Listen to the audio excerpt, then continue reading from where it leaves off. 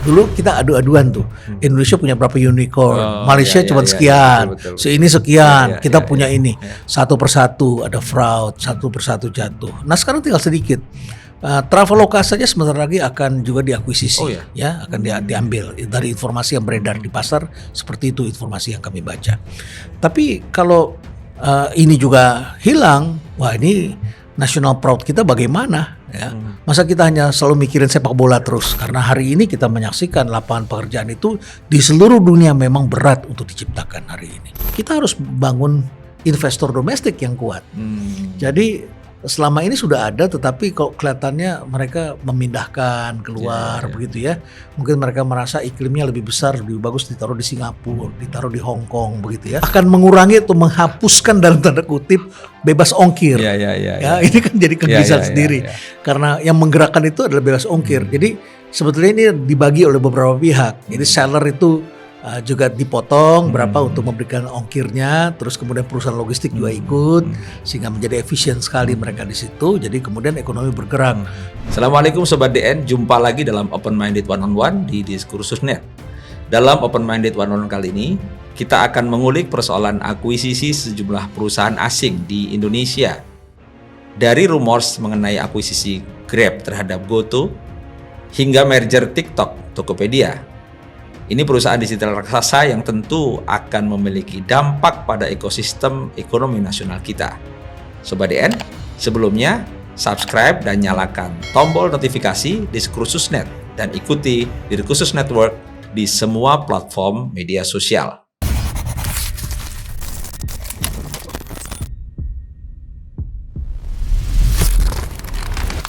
Bersama saya Abdul Rahman Makmun. Narasumber Open Minded One on One kali ini tidak asing lagi bagi Sobat DN, Profesor Renat Kasali, Guru Besar Fakultas Ekonomi dan Bisnis Universitas Indonesia. Salam sehat Prof. Renat Kasali. Makasih Mas Aman.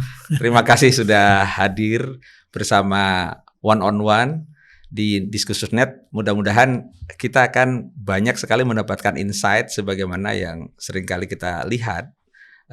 Prof. Renat ini, terutama untuk kali ini kita akan menyoroti tentang yang dulunya kita sebut sebagai rumors akuisisi Grab ke GoTo, rasa-rasanya mendekati kenyataan, bukan rumors ini. Kelihatannya begitu. Nah, kita akan melihat itu juga fenomena merger atau akuisisi yang lain seperti TikTok ke Tokopedia ya.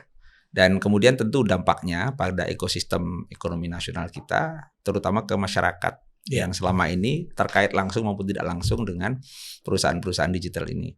Baik Prof, untuk yang pertama, 20 Mei yang lalu itu kan ada demonstrasi besar para driver ojek online ya.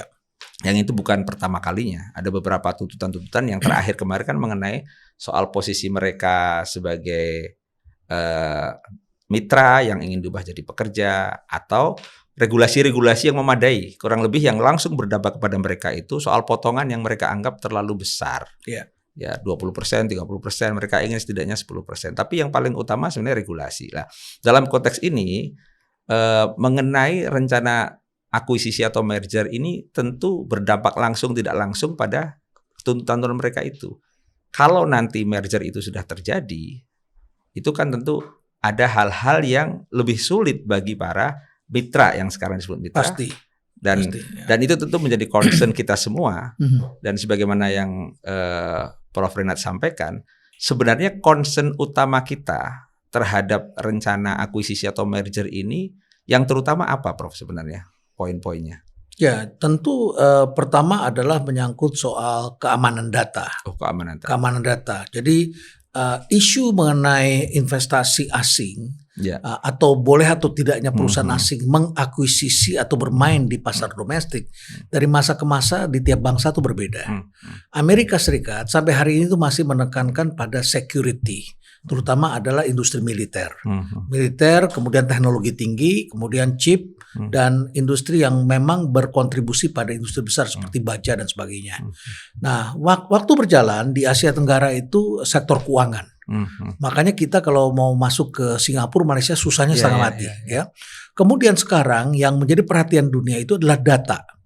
Data. Jadi apapun menyangkut data. Misalnya saja sekarang perusahaan-perusahaan China sedang berebutan untuk membeli perusahaan terkait dengan terkait dengan semiconductor.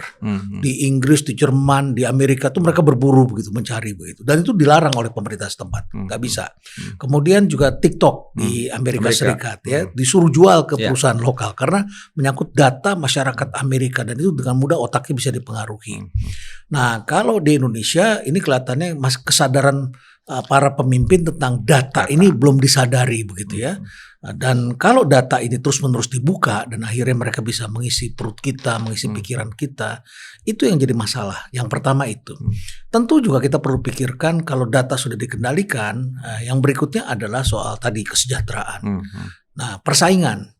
Persaingan, merger akuisisi selalu menyangkut soal persaingan, selalu secara tradisional. Makanya ada kalau di luar negeri itu ada badan antitrust gitu ya, yang melarang atau memeriksa benar-benar boleh atau tidak merger, karena itu mengurangi persaingan. Nah, persaingan akan mengurangi lapangan pekerjaan, akan mengakibatkan konsolidasi, akan mengakibatkan konsumen dirugikan karena harga pasti akan meningkat karena jumlah pemainnya berkurang. Gitu. Itu dua hal itu. Ya. Dalam konteks keamanan data, ini kan kalau lihat ukurannya, misalnya marketnya ojek online itu, dan juga mungkin kalau GoTo kan dengan Lapak gitu ya, itu 200 juta lebih ya orang. Bahkan kalau lihat datanya juga ada lebih dari 20 juta pelaku usaha di UMKM. Driver ojek online itu bisa lebih dari 3 juta. Kalau mencapai tadi itu marketnya sekitar 200 sampai 270, itu kan berarti hampir seluruh Indonesia. Iya, makanya artinya, sekitar 90% jadi kalau mereka ini menguasai. Artinya kalau data kita semua dikuasai sebenarnya selesai itu. Selesai. Karena perang ke depan itu memang proksi seperti ini. Disinformasi, misinformasi, pergeseran, kebutuhan dan sebagainya. Oke, apa yang harus dilakukan atau siapa yang harus melakukan? Setidaknya concern ini kan tidak mungkin hanya jadi wacana, karena itu langsung masuk ke gadget kita, langsung masuk ke individu-individu rumah tangga kita kan, Prof ya. Harusnya pemerintah melakukan peran ini ya, kalau pemerintahnya menguasai dan mengerti. Begitu ya. Kalau tidak mengerti, kalau cara berpikirnya ketinggalan zaman ya mereka tidak akan lakukan dengan cepat. Misalnya kayak kemarin itu kelihatan sekali Komdigi langsung mengerti soal pemindaian data mata itu ya. Itu dengan cepat langsung dilarang begitu ya. Itu adalah hal yang sensitif. Masyarakat kita sekarang mulai sadar kalau mau ngambil data gua berapa duit begitu kan. Udah mulai itu masyarakat sadar. Tapi kan ini bukan soal hanya duit, tapi soal perilaku hidup kita yang akan diambil. Lama-lama orang terbiasa. Makin lama kan harganya makin murah, tidak semahal itu. Oke, selain data tadi soal lapangan kerja ya. Ya, lapangan pekerjaan. Selama ini masyarakat kita, apalagi dalam situasi yang sekarang disebut sebagai job crisis ya. Juga disruption segala macam. Tentu pekerjaan sebagai seller di toko online atau sebagai driver online itu menjadi pilihan yang mudah sebenarnya. Tapi ketika situasinya nanti akan dikuasai oleh satu perusahaan raksasa, itu apakah mereka bisa diberdayakan dalam konteks mengappeal sebagaimana yang Prof sampaikan? Sebetulnya saat ini berada dalam satu situasi yang sangat berubah besar sekali. Sejak TikTok merge atau didorong oleh pemerintah dengan Tokopedia gitu ya, karena mereka nggak boleh jualan kan begitu kan ya, sehingga menjadi Tokped Shop gitu. Sejak itu ke sana, maka cara orang berjualan itu bergeser sekarang menjadi live streaming dan konten. Jadi produk itu nggak cukup hanya bagus, nggak cukup hanya enak, tapi juga harus bisa diceritakan, harus bisa dibunyikan, harus bisa dikasih diskon pada jam tertentu dan orang antri tengah malam mengejar itu semua begitu. Sehingga kemudian dari tadinya e-commerce bergeser menjadi content commerce begitu ya. Jadi pergeseran. Nah, yang lebih menarik lagi adalah ini sama seperti dengan driver ojol.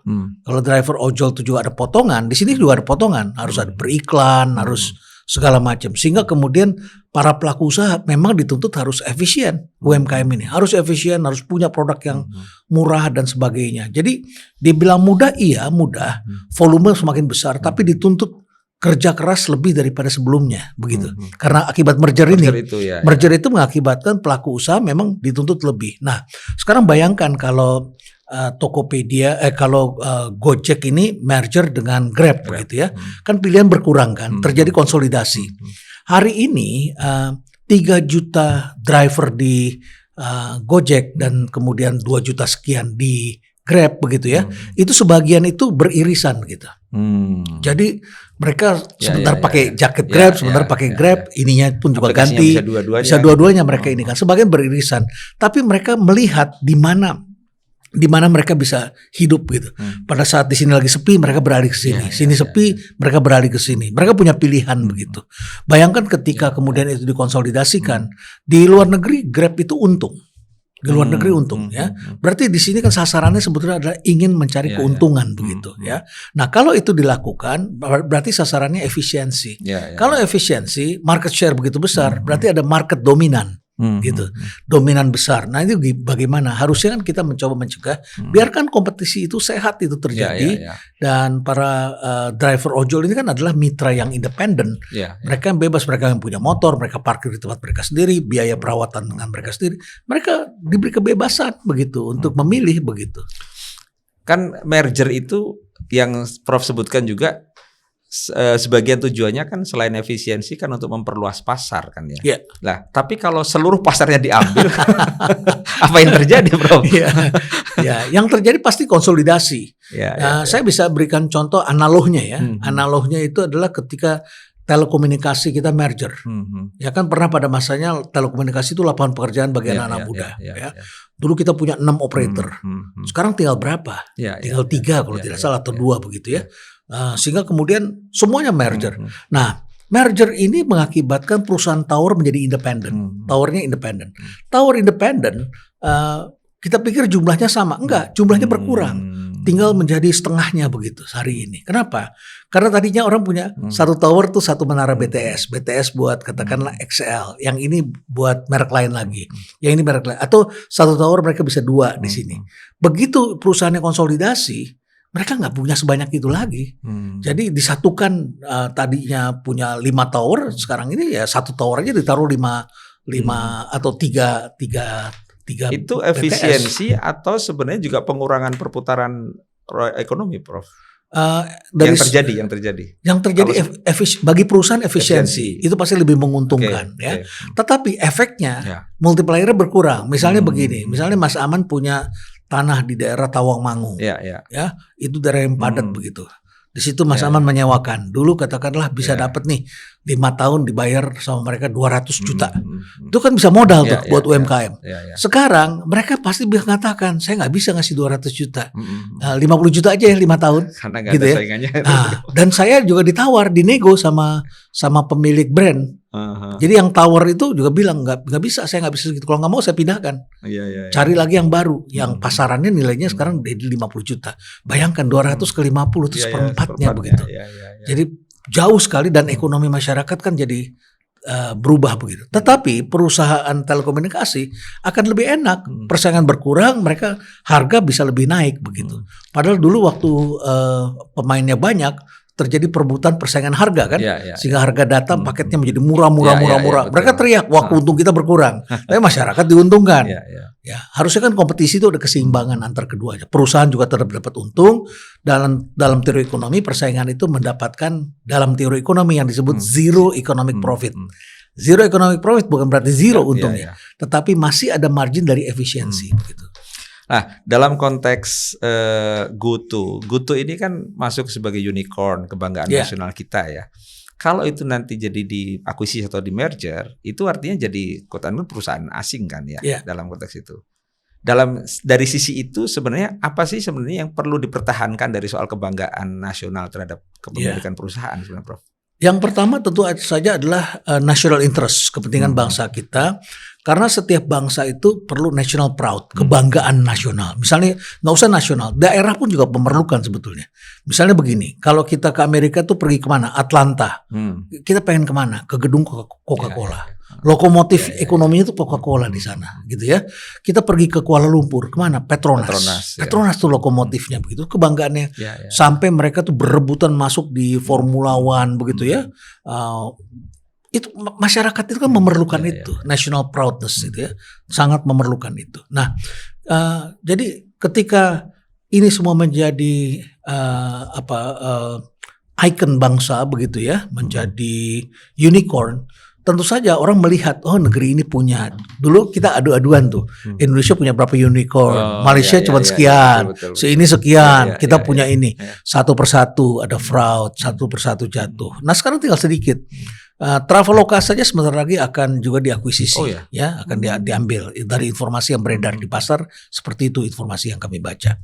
Tapi kalau ini juga hilang, wah ini national proud kita bagaimana? Ya, masa kita hanya selalu mikirin sepak bola terus gitu ya kan? Yang kadang naik, kadang kalah begitu ya, kadang-kadang bikin kita berdebar-debar. Ya sepak bola penting, penting. Tetapi kita perlu lapangan usaha, apalagi sekarang anak-anak muda ini. Perlu tempat di mana mereka juga bangga bahwa Indonesia ini dihormati. Sehingga ketika kita bawa paspor kita keluar negeri, kita itu bisa jalannya enak begitu. Kita nggak dipisahkan seperti zaman war on terrorism, ingat nggak dulu? Nama kita begitu, nama kita ada Arabnya, ada Arabnya sedikit, kita dipisahin. Paling lama diperiksa. Nah, paspor kita hijau, Indonesia dipisahin, kita begitu ya. Jadi kita perlu proud kan, kita perlu identity begitu. Oke, selain proud tadi, soal yang juga mungkin menjadi concern Prof. Renat ini soal balik lagi ke soal kalau soal data itu kemudian tidak bisa dalam quote-unquote kita lindungi oleh negara karena semua data sudah jatuh di tangan perusahaan swasta dan asing. Itu kalau bagi masyarakat awam apa yang bisa dilakukan, Prof, sebenarnya? Kan kita sebenarnya punya undang-undang perlindungan data pribadi misalnya tapi kan juga belum efektif karena belum ada PP-nya segala macam. Tetapi apa yang bisa dilakukan ketika katakanlah kita punya regulasi, tapi ini ada perusahaan raksasa yang begitu besar milik asing. Setidaknya kita ya sebagai masyarakat awam itu, kalau tadi Prof contohkan misalnya rekam retina atau apa itu orang mulai ini kan. Lah kalau ini apa yang bisa dilakukan supaya publik juga tahu tuh gimana menyikapi hal seperti ini? Ini tidak mudah karena masyarakat kan membutuhkan jasa itu. Masyarakat sudah hidup di situ. Nah kalau nanti tinggal satu pelakunya atau besar sekali, mau tidak mau orang hidup di situ. Tetapi kan terjadi perubahan besar. Kalau dulu manusia mengendalikan mesin, sekarang mesin mengendalikan manusia, begitu kan ya. Jadi kita mesti menyadari betul bahwa hidup kita sekarang dipengaruhi oleh algoritma. Masyarakat harus sadar betul tuh ya. Misalnya begini loh Mas Aman. Jadi saya dulu satu keluarga kalau makan malam makanan sama. Yang kami makan sama. Hari ini kita kalau kumpul keluarga besar makanannya lain-lain makan malam. Tergantung algoritmanya.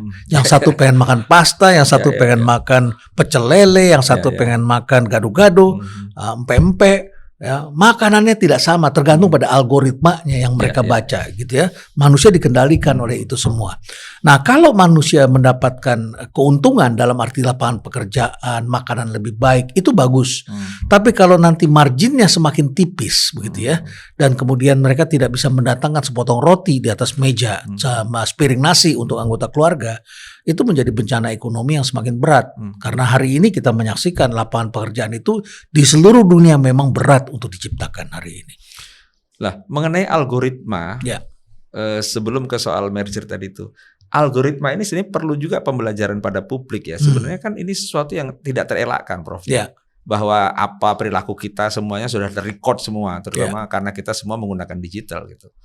Dan dalam konteks ini, apakah ada misalnya dari perusahaan-perusahaan raksasa ini juga dalam tanda kutip tuh men-setting atau mengatur algoritma sedemikian rupa sehingga kita makin tidak bisa lari kemana-mana itu, Prof? Ya, sebetulnya manusia sendiri yang sudah tersetting memberikan data. Misalnya begini, kita ngomong begitu ya. Ini seperti nguping dia sama kita. Tiba-tiba kita ngomong mobil kok iklan mobil keluar masuk, begitu masuk begitu ya. Ada kecurigaan memang demikian walaupun sulit kita buktikan. Tetapi kita sendiri kan yang memberikan data kepada AI, kepada search engine begitu ya. Kita sendiri memberikan data, berikan saya ini. Kita bercakap-cakap saya pengen lihat ini begitu ya. Itu dibaca. Spotify misalnya ya. Ketika pagi hari kita bangun, kita sudah langsung merasa kok enak ya lagunya. Ini, kenapa gitu, lagunya enak? Oh, dia mengerti kita. Padahal dia menguping kita karena kita sering klik apa. Kita sendiri yang memberikan begitu. Nah, kalau kita tidak berikan, dan kan sebelumnya mereka tanya. Mereka tanya sama kita, minta izin untuk melakukan masuk ke dalam data kita segala macam gitu. Boleh apa tidak. Kalau kita tidak berikan, kita nggak bisa akses. Ya, terpaksa kita berikan. Jadi kontrol memang tidak ada di kita karena kita selalu memberikan. Jadi sepanjang algoritma ini menguntungkan manusia, membuat manusia lebih happy, lebih simple, it's okay. Tetapi kita mesti sadar konsumsi kita juga akan dikendalikan. Maka kita harus bijak dalam spending. Gitu ya, dalam berbelanja, dalam apa, kita harus lebih bijak begitu. Nah, pelaku usaha juga harus pinter karena algoritma setiap sosial media ini berubah-ubah dari masa ke masa. Setiap 6 bulan sekali, 3 bulan sekali, itu setiap sosial media itu berubah algoritmanya atau berubah secara alami karena data yang diberikan masyarakat berubah, karena teknologi baru, karena ada influencer baru, karena ada kekuatan baru yang merubah ini semua. Jadi kita yang mesti jaga privacy data kita. Di bagian mana kita tidak menggunakan itu? Ya. Ini dari sisi masyarakat atau publik itu yang perlu pembelajaran atau. Nah, sekarang adanya negara sebagai bentuk kehadiran negara dalam melindungi masyarakatnya, tentu kan penting juga ya, Prof ya. Sangat penting. Misalnya soal algoritma, kita tahu misalnya di Eropa itu undang-undang seperti undang-undang perlindungan data pribadi itu betul-betul diterapkan secara strict. Misalnya Google saja itu pencarian data pencarian kita itu kalau di Eropa kan diminta dihapus supaya itu ibaratnya menguntit kita kan, menguntit kita. Tapi di sini apakah itu diterapkan atau tidak kan kita belum tahu nanti efektivitasnya. Nah, dalam konteks kehadiran negara sebelum masuk ke soal merger untuk melindungi masyarakat dalam konteks algoritma ini dalam pandangan Prof seperti apa, Prof? Yang jelas kita perlu beberapa perangkat undang-undang yang lebih baik, ya. Misalnya saja undang-undang tentang spionase ekonomi, spionase ekonomi. Spionase ekonomi ini kalau bahasa spionase ini menyeramkan ya, seakan-akan kita dikutuk gitu ya, serem gitu ya. Itu negara-negara lain punya itu, ya. Sehingga kemudian kita bisa lihat tiba-tiba ada orang Cina diusir dari suatu negara begitu, orang Jepang diusir, orang India diusir gitu ya. Untungnya orang Indonesia belum diusir karena dianggapnya karena mungkin kita keluar negeri kebanyakan bukan berbisnis bukan membuka cabang terus kemudian kita monitor pelanggan kita seperti apa, mengambil datanya perusahaan apa, mesinnya apa, kita nggak melakukan itu gitu. Tapi bangsa-bangsa yang punya industri Cina, India, Jepang, Korea itu beberapa kali mereka seperti itu. Dan negara punya undang-undang untuk mengembalikan orang deportasi dan sebagainya, tidak diizinkan. Ya, itu terjadi seperti itu. Jelas kita punya itu. Kemudian yang kedua, kita harus mempunyai perangkat undang-undang untuk melarang pengambil alihan perusahaan yang masuk dalam kata-kata atau industri yang sensitif bagi kita. Yang sensitif itu kan sebenarnya bukan hanya tambang, begitu ya, tetapi juga data. Jadi setiap kali ada data di situ, kita harus wajibkan di situ data centernya di mana, begitu ya, dan lain sebagainya. Kita harus wajibkan dan berapa persen mereka boleh. Kemudian barangkali seperti yang dilakukan oleh Temasek, mereka punya golden share, golden share. Jadi misalnya gini loh, Telkomsel dengan Telkom gitu ya. Telkomsel kan ada Singtelnya di dalamnya begitu ya. Sahamnya Singtel tuh nggak sampai 50%, cuma 35% atau 40 sekian persen begitu ya. Tapi dia mempunyai hak suara di atas 50%. Punya itu mereka begitu. Ketika mereka beli saham di kita, itu mereka kunci di situ begitu. Di tengah-tengah pada saat kita lagi lemah dulu, kita dipaksa untuk jual. Tidak sampai 50% tapi bisa punya suara di situ. Punya suara di atas 50%. Jadi ketika mau misalnya kita pengen agar Telkomsel melakukan ini, itu harus persetujuan dari boardnya Singtel, karena mereka walaupun share-nya di bawah 50%, dia punya hak veto, hak suara di atas 50%, 51%. Gitu. Nah, dalam konteks sikap yang mesti negara ambil ya, tadi soal algoritma segala macam lah. Kalau soal merger atau akuisisi Grab ke GoTo itu, dalam pandangan Prof, apa yang mestinya dilakukan selain soal apakah instrumen hukum atau instrumen regulasi kita memadai, apakah perlu satu undang-undang atau cukup ya semacam executive order seperti di Amerika misalnya Donald Trump melakukan itu. Sepanjang presidennya orang baik dan dia tertib, ya kita akan enak begitu. Tetapi kalau ketemu presiden yang spontan, Ya, spontan langsung keluarkan executive order. Dia akan mencampur adukan antara keputusan pribadi dengan keputusan yang berbasiskan kajian akademik. Ya. Kita ketahui belakangan ini yang kita khawatirkan, banyak sekali kajian akademik, saksi ahli di pengadilan dan sebagainya itu hanya membenarkan dari apa yang sedang dilakukan begitu.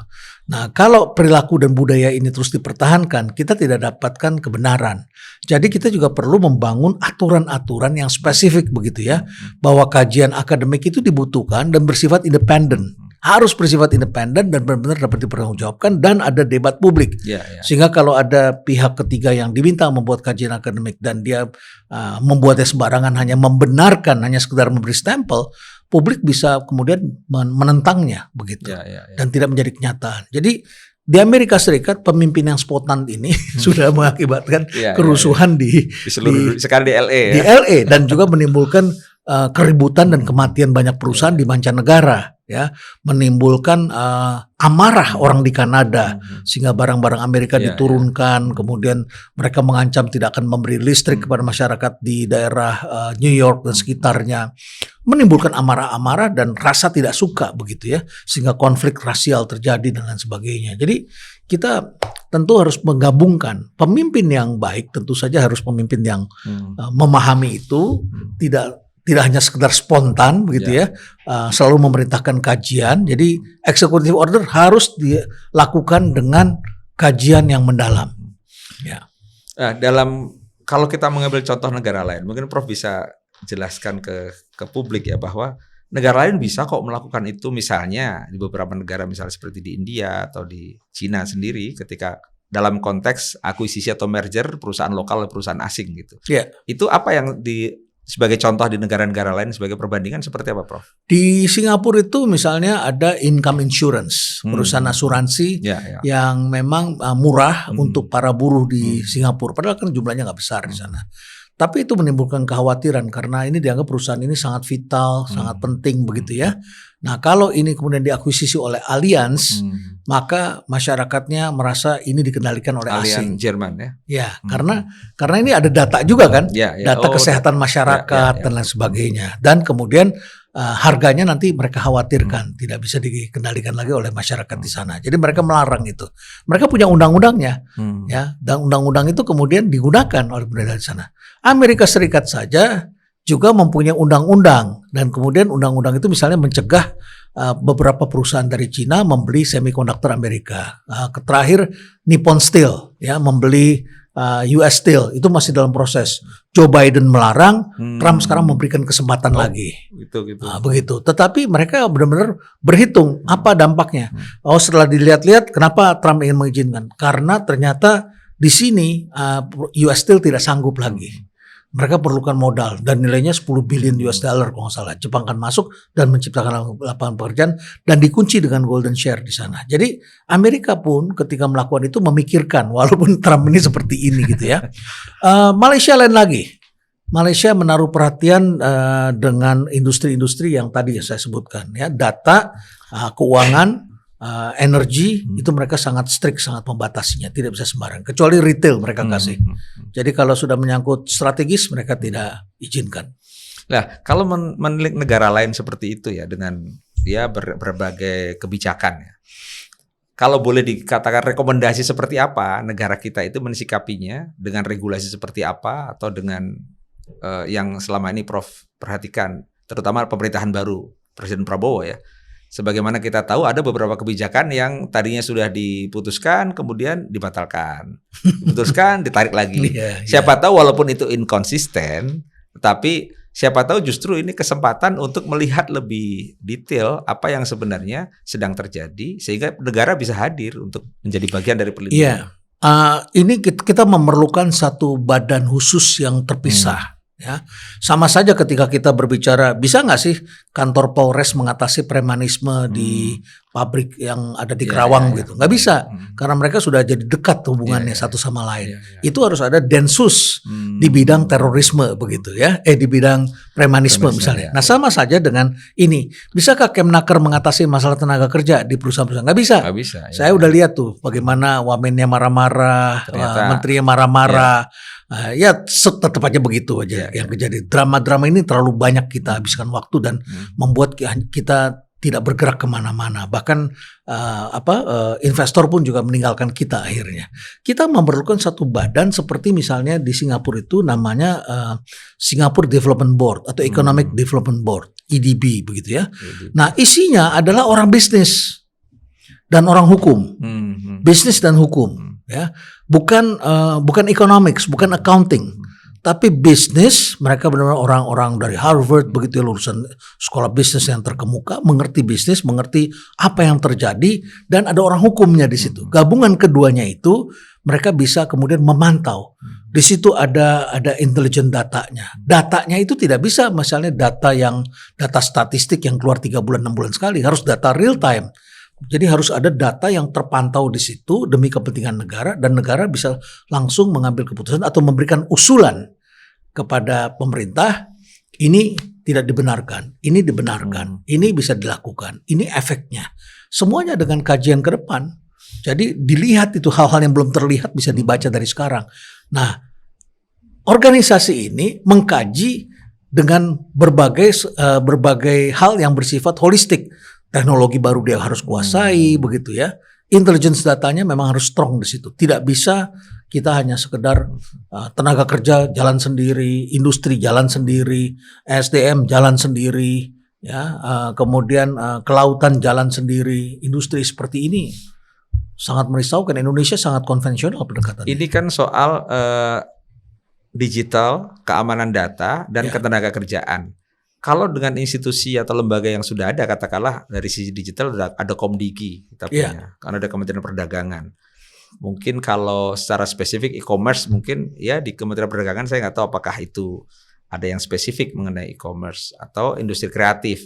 Itu tidak cukup, Prof, dengan ada Kemenko Perekonomian misalnya sebagai punggawanya gitu untuk mengantisipasi ini. Sangat tidak cukup, apalagi sekarang kebanyakan policy maker dilobi oleh para pengusaha, dilobi oleh kelompok-kelompok tertentu, sehingga kemudian sesuatu yang baik itu diselewengkan begitu ya, kemudian menjadi peraturan yang bersifatnya sangat silo. Yang satu melihatnya bahwa import nggak apa-apa karena ini lobinya adalah importir, tapi yang satu mengatakan ini mematikan industri, ini ranahnya ada di Kementerian Perindustrian. Gitu. Yang di sini melihatnya nggak apa-apa, ini kan adalah mendorong untuk terjadi perdagangan. Nggak bisa begitu. Kita harus melihat secara holistik, secara kesatuan. Jadi dia melihatnya itu dan kemudian memberi rekomendasi kepada kementerian-kementerian agar bertindak sesuai dengan itu. Dan itu harus di bawah orang yang memang memiliki kemampuan yang eksekusi yang kuat begitu. Satu soal badan baru atau badan khusus tadi ya. Ya. Tentu badan baru ini memerlukan perangkat atau instrumen regulasi yang memadai juga. Karena kadang-kadang ada badan baru tetapi kemudian nggak cukup tenaga gitu sebenarnya. Jadi nggak punya kewenangan. Nggak punya tenaga, nggak punya gaji, nggak punya segala macam. Nggak punya kewenangan, terutama kewenangan, Prof. Nah, ada nggak kira-kira instrumen selain badan baru itu perangkat instrumen regulasinya seperti apa? Apakah kalau memerlukan undang-undang kita tentu perlu waktu yang lebih panjang ya? Atau cukup perpres atau apa yang Prof lihat regulasi seperti apa yang diperlukan untuk? Saya tidak paham dari segi regulasinya, tingkatan hukumannya, tingkatan hukumnya. Apakah bisa Presiden mengeluarkan kepres kemudian di situ dengan undang-undang yang ada semuanya diintegrasikan begitu, dasarnya pasal-pasal apa kemudian bisa diintegrasikan. Sepanjang itu dilakukan dengan baik dan kemudian kementerian-kementerian yang lain dibikin tunduk pada institusi ini kan ada organization yang diatur begitu ya. Yang penting ini adalah diatur begitu.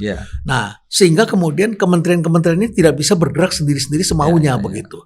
Nah, itu saya kira jauh lebih penting ketimbang misalnya kita bikin peraturan tapi selalu di-challenge. Karena apa? Karena ada loophole-nya. Bisa diuji, bisa diperiksa, bisa apa. Karena tidak dibuat dengan niat baik begitu.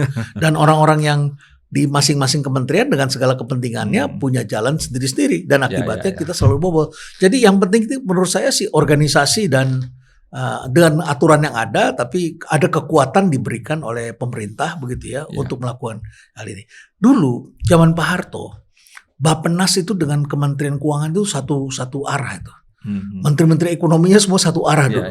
Karena dulu kan kebijakannya adalah stability, ini yang pegang militer ya, stability, kemudian equality, pemerataan, dan pertumbuhan, growth, equity, and stability, 3 itu. Nah, ekonomi itu Bappenas dengan Kementerian Keuangan itu sinerginya kuat sekali. Sekarang kelihatannya Kementerian Keuangan sangat dominan, Bappenasnya kebingungan karena nggak mempunyai eksekusi. Dulu di bawah Kemenko Equin namanya. Dulu Kemenko Equin, betapa powerfulnya. Dan dulu zaman saya baru lulus, yang terjadi bukan seperti hari ini. Mereka menciptakan lapangan pekerjaan, ada Pakto, Pakjan, tiba-tiba bank banyak muncul, kemudian tiba-tiba ada pasar modal, ada tanpa harus melalui undang-undang dulu ya. Tanpa melalui undang-undang, semuanya bisa dibikin deregulasi. Indonesia ini lebih penting sebetulnya adalah deregulasi sebetulnya, dan institusi yang diperkuat ketimbang kita buat undang-undang, peraturan-peraturan lalu kemudian diselewengkan oleh aparat untuk mencari kekayaan sendiri begitu. Ini kan sangat rawan begitu. Jadi lebih baik kita satukan dalam satu institusi yang kuat, dan kemudian presiden membackup dengan memberikan perintah, semuanya harus mengikuti arahan dari sini. Tapi taruh orang yang benar dong di tempat itu.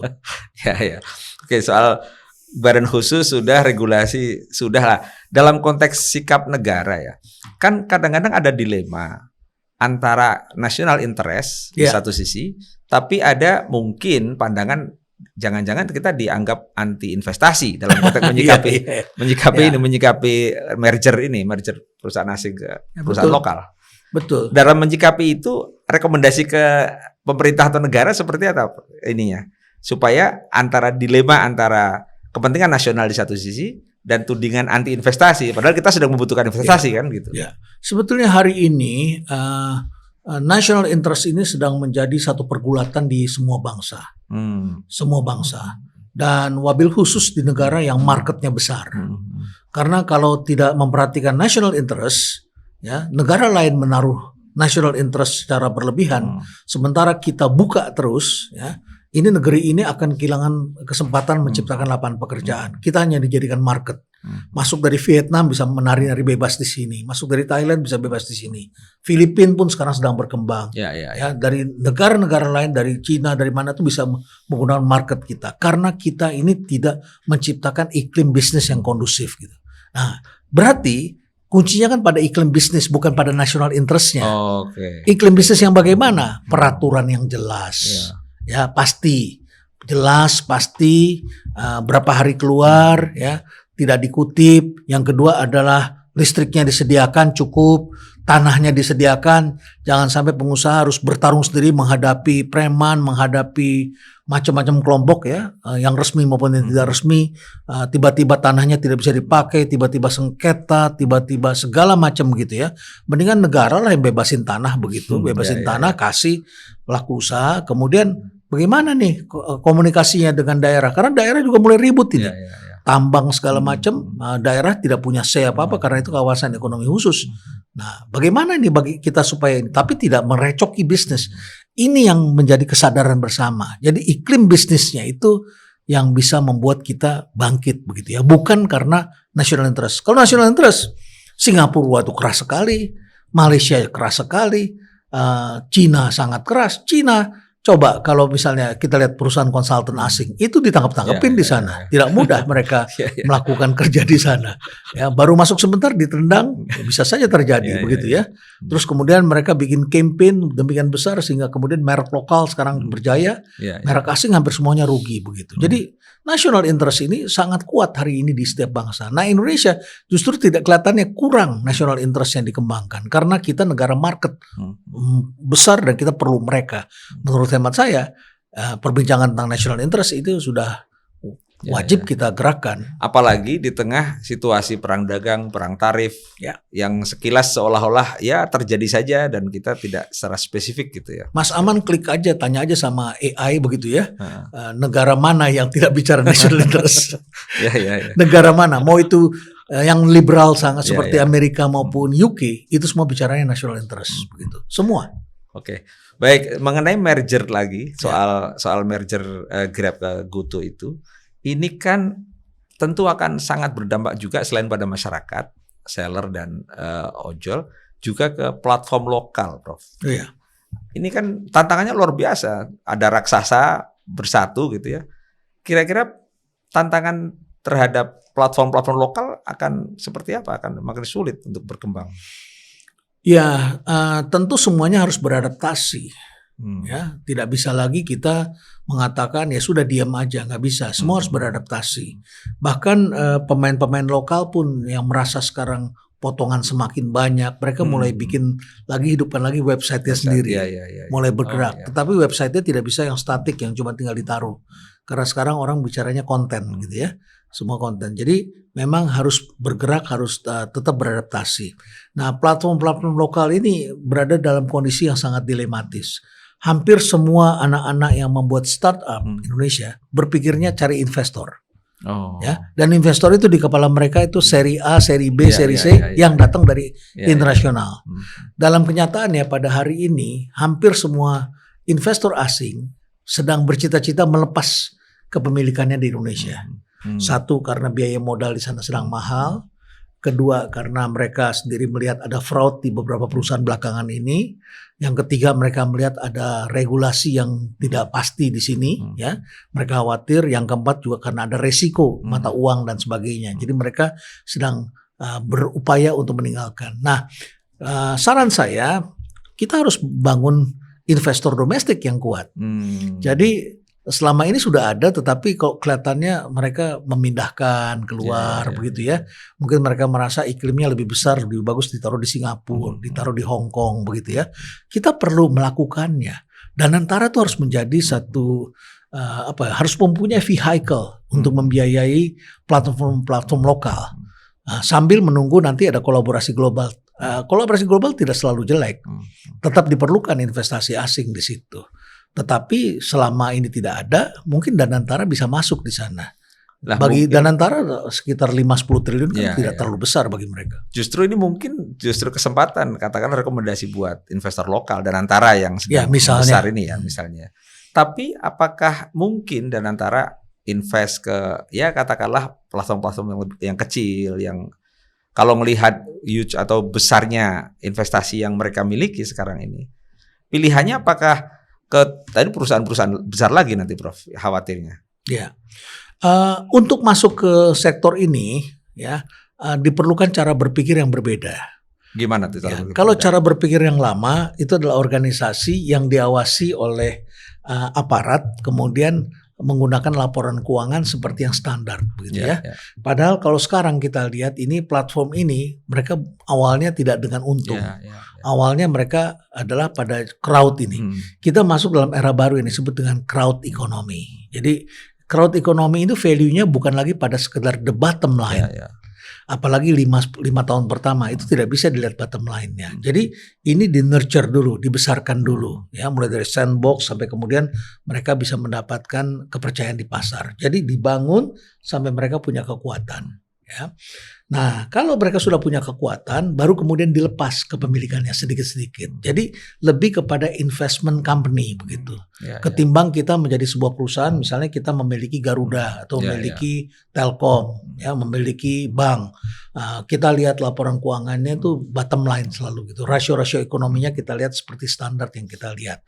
Ya, RKP-nya semua kan short term ini, jangka pendek. Setahun, dan kemudian harga sahamnya kalau TBK bisa kita lihat naik atau turun begitu, jadi perbincangan publik karena hal seperti itu. Tapi kalau bicara tentang ini adalah investment company untuk startup, untuk teknologi baru. Walaupun dunia sedang tidak menarik, tapi Indonesia memerlukan ini karena di dalamnya ada data. Di dalamnya ada anak-anak muda, di dalamnya ada lapangan pekerjaan anak-anak muda. Dan marketnya besar. Marketnya besar. Ya, apakah itu di bidang pariwisata, di bidang perhotelan, di bidang keuangan dan sebagainya. Masalahnya kalau tidak ada bimbingan terjadi fraud karena mereka tidak memiliki tata kelola yang baik, ya, mereka berada tidak di tangan orang yang baik, ya, dan resikonya sangat besar kalau tidak ditangani dengan baik. Jadi harus dipisahkan. Modelnya adalah salah satu sub yang memang berpikirnya dengan cara ekonomi baru. Lah mengenai crowd economy tadi itu, ini kalau Prof Renat lihat di kalangan para startup atau platform kecil itu udah mulai disadari atau masih konvensional juga cara berpikir bisnis. Kalau yang mempunyai niat yang baik itu kelihatan sekali. Ya, misalnya saya bisa tunjukkan apa yang terjadi dengan Kita Bisa. Ya, Kita Bisa. Kita Bisa itu crowd economy, namanya crowdfunding, gitu ya. Mereka bangun terus menerus sampai satu ketika dilarang oleh OJK ketika mereka bikin saling jaga itu dulu ya. Patungan seperti orang patungan untuk membiayai orang susah begitu ya. Tapi mereka sudah cantumkan selama dana tersedia begitu, memberikan pertolongan. Dan banyak sekali orang yang taruh di situ adalah untuk nolong orang lain begitu. Tapi karena OJK saat itu melihatnya, oh ini kan asuransi begitu, jadi dihambat, nggak boleh, bahkan dianggapnya ini tidak sesuai, melawan undang-undang, jadi mereka batalkan. Tapi kemudian mereka menyadari itu dan mereka membuat perusahaan asuransi. Yang terjadi adalah mereka bukan membuat perusahaan asuransi dari awal, tapi mereka membeli perusahaan yang ada. Mereka membeli perusahaan asuransi syariah, mereka kembangkan, mereka profesional, dirubah modelnya, kemudian dibikin crowd. Sekarang perusahaan asuransi itu dapat penghargaan internasional, ya, dan kemudian mereka bisa bisa mengajak orang-orang tuh kemudian tempat-tempat wisata, kalau ke dalam itu ada bayar berapa ratus rupiah untuk kalau ada mereka kecelakaan di dalam jatuh atau apa, mereka dapat market besar, mereka dapat besar untuk kesehatan yang retail begitu. Jadi ini di nurture dan menariknya ini di nurture oleh lembaga internasional yang berada di belakang mereka begitu. Artinya mereka dipercaya begitu. Nah kalau ini terus dikembangkan, ada pengusaha lokal juga masuk di situ. Sudah ada pengusaha lokal yang masuk di sini, di nurture, dikembangkan. Ini akan bisa menjadi modal ketimbang perusahaan besar yang sudah platformnya adalah offline, terus memaksakan diri masuk ke sini. Cara berpikirnya nggak sama. Kalau ini cara berpikirnya sudah crowd economy, sudah crowd and startup economy begitu. Cukup banyak nggak, Prof, yang cara berpikirnya sudah crowd economy, terus ke startup anak-anak muda? Kalau Prof lihat selama ini cukup banyak nggak? Kalau dari retail commerce menurut saya belum banyak. Belum ya. Kebanyakan berpikirnya adalah transaksi. Jadi transaksi. Mencari investor aja yang penting. Investor, kemudian GMV, gross merchandise value. Berapa ini saya streaming gantian yang jaga, berapa penjualan hari ini, diskon berapa. Jadi mereka short term, sangat short term. Berapa dapat uang per bulan bisa dibagi bersama, sudah begitu. Jadi tidak berpikir kerangka jangka panjang. Oke, sementara kita menunggu kemungkinan muncul kesadaran crowd economy ya di kalangan para startup, itu dampak jangka menengah terhadap kemungkinan merger Grab ke GoTo itu bagi para pedagang kecil atau para seller-seller itu akan seperti apa, Prof? Dampaknya pasti terimbas terutama adalah pada konsumen. Konsumen. Ya, karena harga pasti akan naik, ya kan? Ditambah lagi pemerintah sekarang sedang jahil. Pajak ya. Akan mengurangi atau menghapuskan dalam tanda kutip bebas ongkir. Ya, ini kan jadi kegelisahan sendiri. Karena yang menggerakkan itu adalah bebas ongkir. Jadi sebetulnya ini dibagi oleh beberapa pihak. Jadi seller itu juga dipotong berapa untuk memberikan ongkirnya, terus kemudian perusahaan logistik juga ikut, sehingga menjadi efisien sekali mereka di situ. Jadi kemudian ekonomi bergerak. Jadi orang bisa beli barang tuh dari Gorontalo, dari Makassar, itu orang beli itu ya. Karena bebas ongkir atau ada kemudahan. Tapi pemerintah yang lagi jahil ini, saya nggak tahu tujuannya ingin melindungi siapa begitu ya. Akan dilarang, ada batas maksimum, batas minimum dan sebagainya. Dengan cara berpikir begitu mungkin ada yang tidak dilindungi dan kemudian akhirnya pergerakan ekonomi ini akan tersumbat lagi di situ sehingga kecepatannya akan berkurang begitu. Padahal kalau sekarang menurut hemat saya sudah berbeda dengan dulu.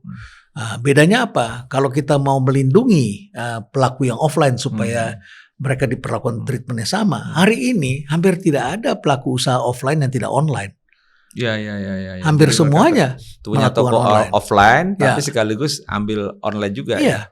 Kita kan lihat streaming itu kan toko. Di toko mereka jualan ini barang-barang ya. Barang toko etalase berapa ya, Bro? Mereka 24 jam di situ. Jadi kalau kita pergi ke Glodok, pergi ke Tanah Abang, mereka streaming di dalam. Di luar sepi tapi kiriman barang jalan terus begitu. Kadang ada fenomena juga tuh, misalnya orang jualan di taman ya, itu mereka dari kebun langsung. Dari kebun. Yang belum kita lihat live ini jualan hewan kurban dari peternakan, itu yang belum kita lihat. Kalau bagi pedagang kecil ini, Prof, terutama yang offline ya, tapi walaupun menurut Prof yang mereka punya offline tapi online juga ya. Ya. Ini kira-kira apa yang perlu mereka sikapi itu? Misalnya kalau ada fenomena misalnya kayak warung Madura yang menyebar kemana-mana, ini kan terdampak langsung atau tidak langsung nggak dengan merger yang perusahaan besar lapak ini? Ya pasti akan terdampak mereka karena jumlah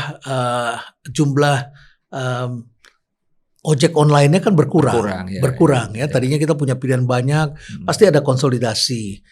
Ketika mereka melakukan merger, karena ini kan juga terjadi sinergi operasional, ya. Disebutnya adalah merger strategis, begitu ya, integrasi strategis, dan juga ada yang menyebutkan ini adalah integrasi operasional. Kalau integrasi operasional itu berarti aplikasinya itu mempunyai keterbatasan, ya, dan pasti ada dibatasi. Tadinya katakanlah kalau dua ini digabungkan, katakanlah yang ini punya 3 juta, yang ini punya 2,5 juta, barangkali jadi 5,5 juta atau 5 juta jadinya. Barangkali bersihnya 4 juta atau 3,5 juta. Tapi kalau ini disatukan, barangkali bersihnya nanti jadi 2,5 juta. Kenapa begitu? Karena akan dibuat supaya perusahaan ini untung kan. Perusahaan untung, sehingga pada jam tertentu ya kita nggak ada pilihan begitu. Pada jam tertentu seperti dulu kita nunggu taksi kan di daerah tertentu, kalau begitu hujan nunggu lama, taksi nggak ada. Tapi kalau sekarang ketika ada beberapa online kan kita enak, sini nggak dapat, kita dapat di sini, kita bisa dapat. Walaupun di sini. Kadang kalau hujan padat juga, nggak ada yang mau ngambil. Iya bisa terjadi tentunya, tergantung juga data ya. Dan kalau kita pelit memberikan itu juga mereka memberi akun. Oh iya juga sih. Pelit memberikan tips ya. Memberikan tips ya, tentu harus memberi apresiasi juga. Nah, kalau kita boleh katakan, kan Prof Renat kan bagi kami, bagi publik kan sering memberikan insight ya dari sisi ekonomi segala macam. Nah, sebagai bangsa, ini refleksi apa yang perlu kita ambil ya dari fenomena ini, merger, akuisisi perusahaan-perusahaan besar ke perusahaan lokal, baik terutama bagi penyelenggara negara ya, Prof ya? Ya ada beberapa. Yang pertama, merger dan akuisisi bukan hal baru. Ini terjadi sepanjang masa. Ketika industri melakukan konsolidasi, pasti terjadi hal seperti itu. Pada zamannya yang melakukan merger akuisisi adalah farmasi. Kemudian bergeser perusahaan oil and gas. Kemudian bergeser lagi telekomunikasi. Kemudian sekarang masuk ke dunia digital ya, masuk ke situ. Jadi setiap zaman pasti terjadi. Setiap zaman yang disebut industri strategis tidak sama. Jadi negara harus selalu awas industri strategis itu menyangkut apa. Kalau Amerika melihatnya dia penguasa dunia, dia melihatnya militer dan teknologi tinggi. Indonesia data karena ini market, big market begitu ya. Dan betapa rawannya kita terhadap hal seperti itu. Jadi kita harus melihatnya itu. Yang ketiga, ketika terjadi merger, dampak yang harus diukur oleh pemerintah selalu adalah mengenai bagaimana pengaturan pasar. Siapa yang dominan, apakah ada yang dominan. Kemudian yang kedua, apakah persaingan ini akan berkurang, mengakibatkan kesempatan pelaku usaha berkurang, mengakibatkan kesempatan konsumen untuk mendapatkan pilihan yang luas. Ini kan penting sekali pilihan yang luas ini ya, itu berkurang.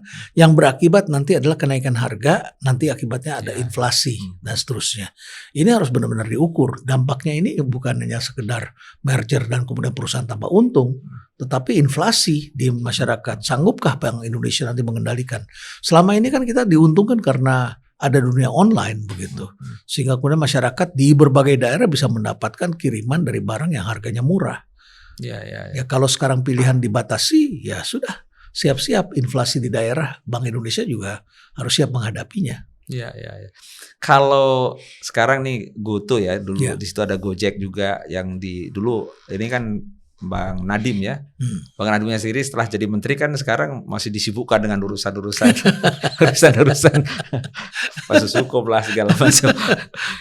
Ini kan dinamika yang luar biasa ya sebagai bangsa juga sebagai bagian dari proses bisnis itu.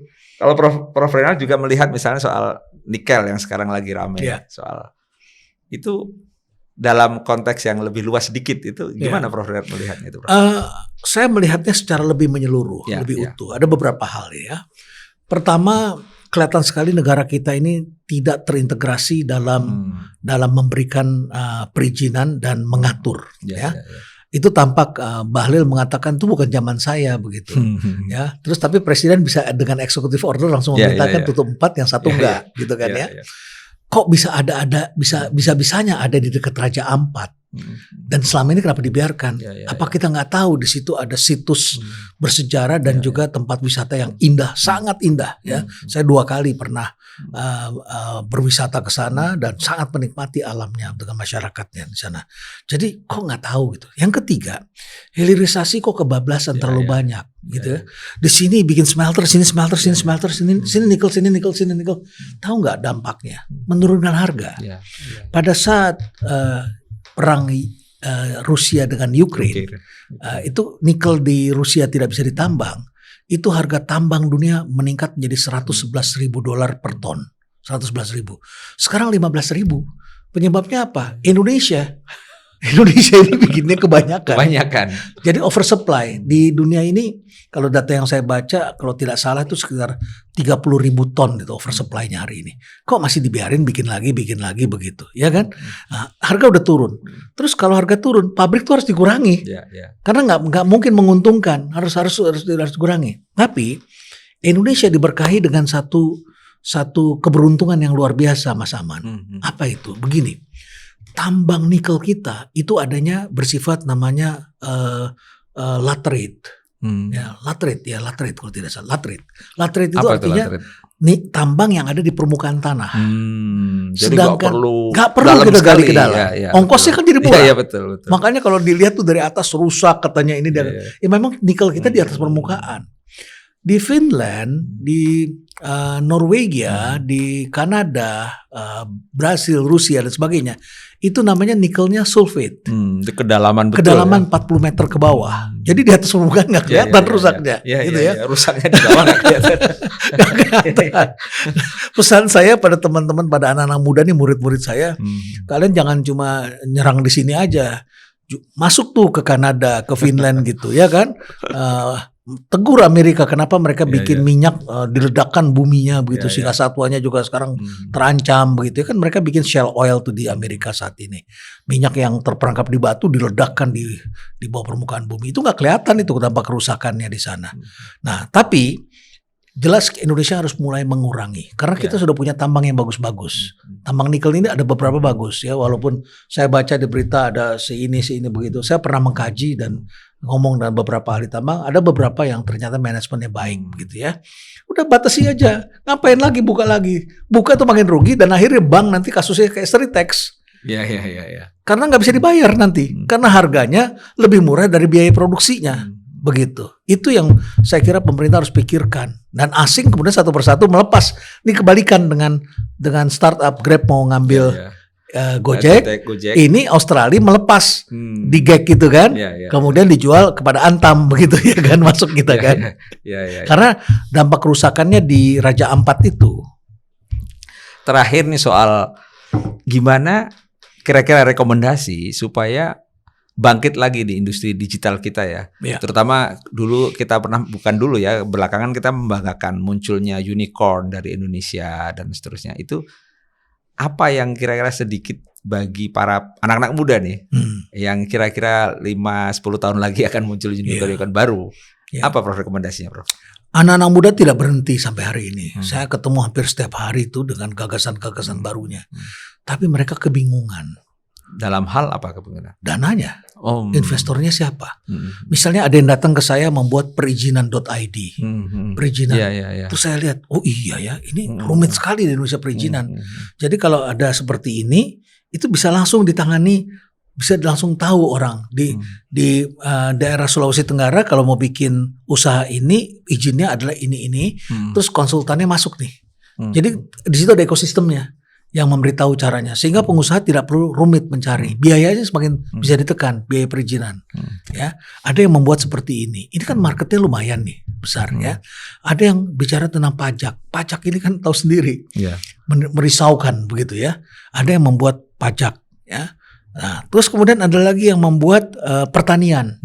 Nah, yang menarik nih, logika anak muda dengan orang tua nggak ketemu, Mas. Pemerintah lagi bikin food estate di daerah yang jauh. Coba bayangkan. Mas Aman pernah pergi ke Merauke nggak? Merauke belum? Jayapura aja. Saya sampai Merauke, saya bingung. Ini kalau dibikin ini di City Food Estate, bawa ke Pulau Jawanya bagaimana? Yang banyak konsumsi kan di Jawa dan Sumatera produk kita. Dibuat di sana, terus kemudian pelabuhannya itu kalau malam hari surut ya. Ya airnya. Ya airnya. Pagi hari tuh naik. Dan itu ongkosnya kapal di sana mau masuk jam berapa, bongkar muatnya dan sebagainya. Terus kita buat food estate seperti itu. Padahal dengan model startup ini hari ini anak-anak muda tuh dibiayai oleh SoftBank begitu ya, sudah membuat yang teknologi pertanian yang sangat maju. Mas tahu nggak di Jakarta itu ada jutaan meter persegi kawasan perkantoran yang kosong. Kalau di Jepang nggak laku, ya nggak laku jutaan meter nih di daerah segitiga emas ini jutaan meter. Mahal sekali pasti. Ya, jadi nggak bisa dijual. Tapi sekarang sewanya jadi turun kan karena orang nggak mau sewa di sana gitu ya. Nah di Jepang ketika itu turun mereka bikin apa? Mereka bikin sawah. Mereka bikin sawah perkantoran. Mereka bikin sawah dengan teknologi ya. Dengan teknologi. Hortikultura atau apa gitu ya? Karena orang Jepang ini kan penduduknya berkurang. Jadi pakai teknologi. Mereka bikin itu ada sawah, ada sayuran. Singapura bikin di atap rumah. Sayur-sayuran itu. Mereka tidak tanam pohon kelapa, tapi mereka tanam sayur-sayuran yang rakyatnya bisa beli begitu ya. Berada di tengah kota, tidak ngambil dari jauh. Saya sempat bermalam di pasar induk Tanah Tinggi. Daerah Cengkareng situ ya. Saya bermalam situ, saya belanja, saya beli macam-macam lah, saya belanja iseng, pulangnya saya bagi-bagi orang begitu ya, beli harus belinya kan besar. Ya, misalnya beli buah naga, beli 1 peti gitu ya. Ini mau dimakan sendiri kan bagi-bagi ya. Tapi murah. Terus saya ngobrol dengan supirnya, "Mas dari mana? Datang jam segini." Datangnya malam tuh, jam 9, jam 10. Datang dari Bukit Tinggi, datang dari Medan, datang dari Banyuwangi. Berarti petani kita ongkosnya diserap oleh logistik. Ya kan, habis di situ.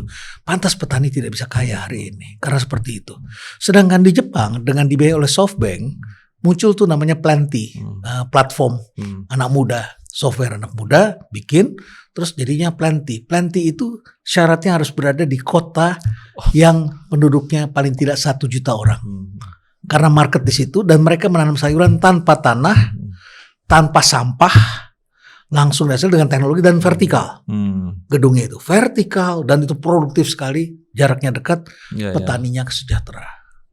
Nah, apakah para pembuat kebijakan kita yang sekarang sedang berbicara tentang food estate ini berpikir bahwa berada di dekat market itu sangat penting dan teknologi memungkinkan mereka untuk mengembangkan industri yang sedekat mungkin dengan customer? Sangat mungkin hari ini. Prof. Renat Kasali, terima kasih kehadirannya di Open Minded One on One. Makasih Mas Ahmad. Mudah-mudahan kita bisa ketemu lagi. Semua insight-nya sangat bermanfaat dan mencerahkan bagi publik. Kita sudah sama-sama menyimak diskursus yang mendalam tentang dinamika akuisisi perusahaan asing terhadap perusahaan digital Indonesia dan dampaknya bagi ekonomi Indonesia bersama Profesor Renat Kasali. Dampaknya sangat luas, dari jaringan driver ojek online, UMKM, hingga kebanggaan nasional dan keamanan data kita sebagai bangsa. Kita dipaksa untuk memikirkan ulang kepada siapa sebenarnya kita memberikan kendali atas ekosistem ekonomi nasional kita, dan apa yang semestinya dilakukan oleh pemerintah sebagai bentuk bahwa negara hadir dalam persoalan masyarakatnya. Terima kasih untuk Prof. Renat Kasali, dan jangan lupa untuk subscribe, nyalakan tombol notifikasi, dan ikuti Diskursus Network di semua platform media sosial. Assalamualaikum. Makasih Prof. Ya, makasih.